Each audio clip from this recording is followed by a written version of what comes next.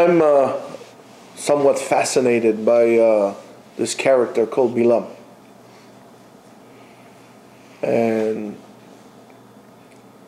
he said something last week's parasha. It kind of startled me. When Balak comes to him for the third time and says, "Hey, buddy," he says to him, "My name is not buddy, my name is Billam. But never mind. Can you curse the people one more time?" So he said to him something that is very, very strange. "If you give me your whole house full of gold, I could not violate what Hashem tells me to do." I was like, at that moment, I don't know, I read a few times this parasha, I think. But every time you find something new, I was shocked. I said, this is Billam, the evil prophet,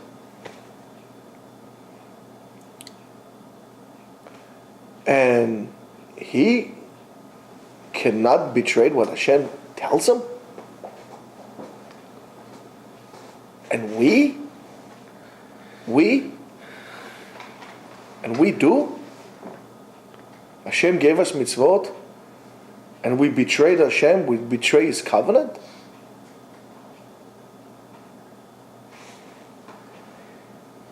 איזה מין דבר זה? Is Billam better than us? But if so, why didn't Billam die the way he asked to die? And why are we still keep on going? The answer is very simple. Billam got his idea of what is right and what is wrong.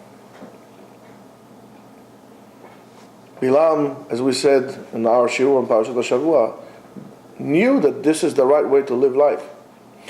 He wanted to die mot yesharim, as the Midrash in Tanchuma said, "V'iten moti mot yesharim," is like to die like Abraham, Yitzchak, and Yaakov. He knew it. We're talking about Bernie Sanders and company. He knew it, that this is the right way to go out of the world. He knew that what Hashem tells you, you have to do. But he didn't want to. He wanted to go to the parties. He wanted to do the magic. He loved that. He didn't want to live his life like that. So that's why Argu oto b'cherev. They killed him with a sword. They killed him with a sword. We want to live our life like this. And we betray Hashem's word. Most of the time it's because we're weak. So HaKadosh Baruch Hu, look what is important to HaKadosh Baruch Hu. It's important for HaKadosh Baruch Hu that you'll try. Your effort is important. So along the way that you go, if you committed yourself to Avodat Hashem, are you going to stumble? Yes, you will.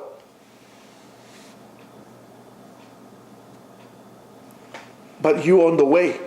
You're putting an effort. That's what the Gemara says in Masechet Brachot, Lefum tzara agra. It's hard. It's difficult. But the greater the difficulty, the greater the reward. When you want to live your life like a Jew, and sometimes you slip and fall, and slip and fall.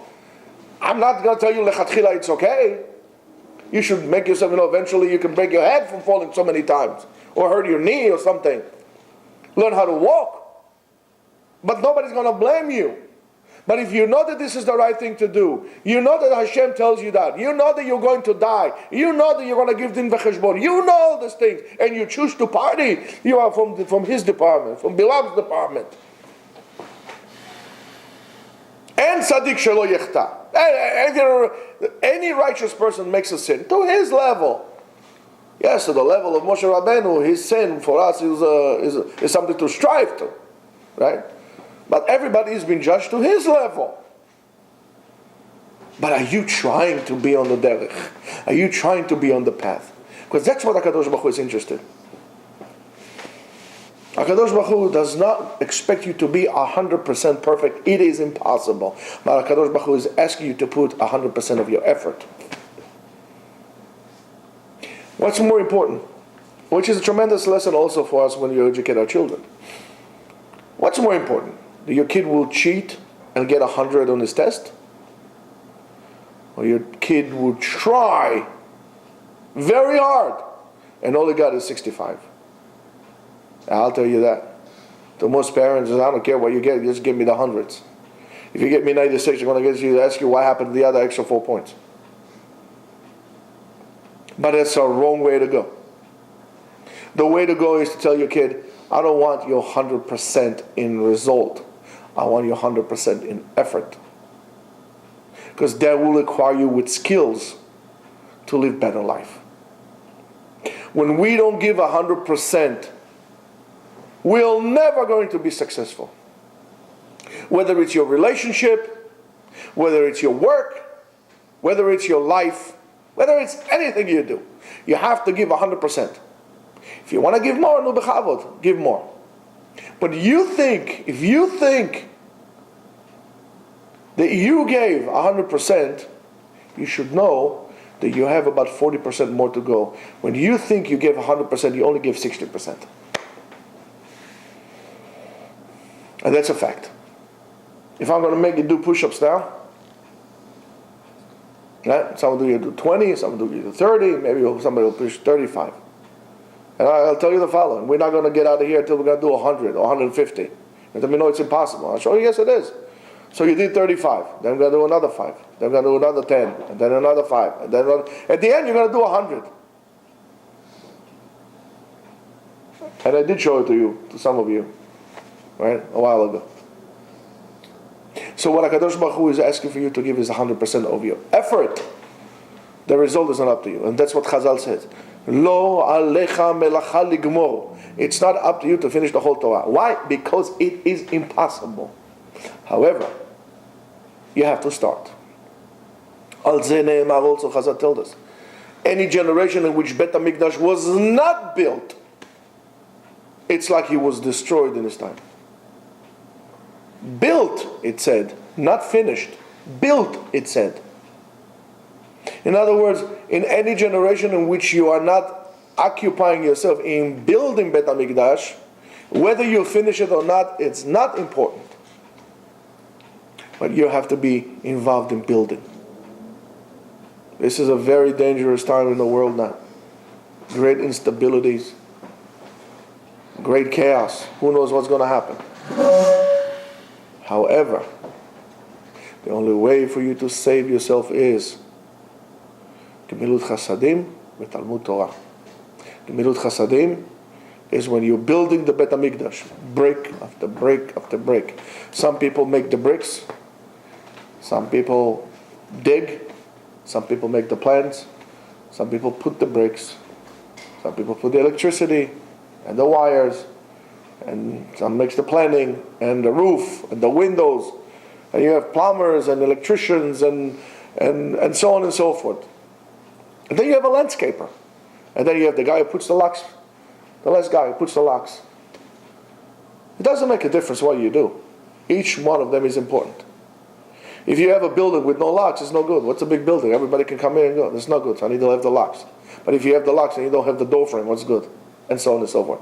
We're all important. Don't be concerned whether Mashiach is coming in your time or not. You should hope that he comes. But you should be in charge, or you should be involved, or you should be concerned with bringing him about. Bringing the light of HaKadosh Baruch Hu to this world. Making this world into a better place. How you know how to do so? How you know what's the right thing? When there's so many opinions today, and politically correct and politically incorrect, and this, and all kind of garbage that they're putting on your restrictions. When the word freedom became a benign word, freedom,